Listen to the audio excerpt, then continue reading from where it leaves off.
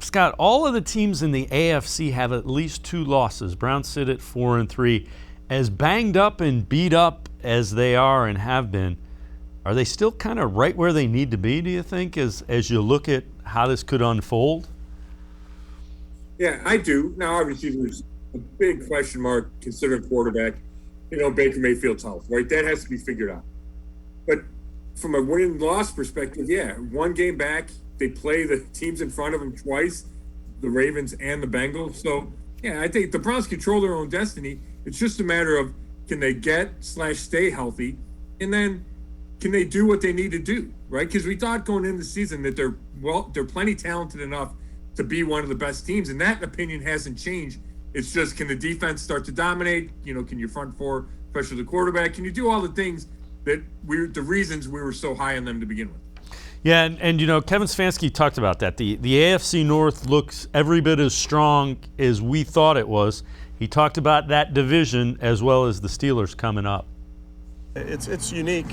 We have a very, very good division, and we knew that going into this season. So I think the guys are excited at the challenge of our first division opponent and a really good team. They're excited for the opportunity this weekend. And Scott, think about that. We're in week 8, and the Browns haven't played the Steelers, the Bengals, or the Ravens. So 6 of the remaining games are against teams that are really, really good, having pretty good years.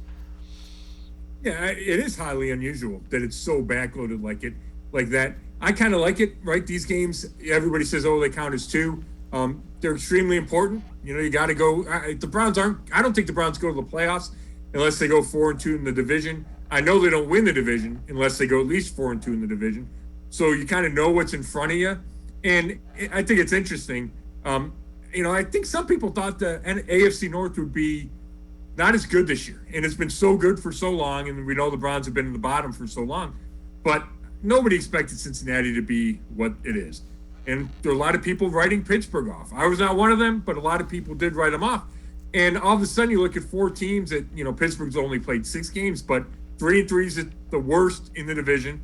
The Bengals are way better than people thought. They go in and have, what could be a signature win at Baltimore yesterday.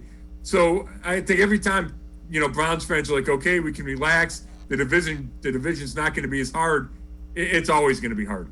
Yeah, and the one thing is that Bengals core of offensive players is young. I mean, that's going to be better. Get that defense ready because it's going to be interesting.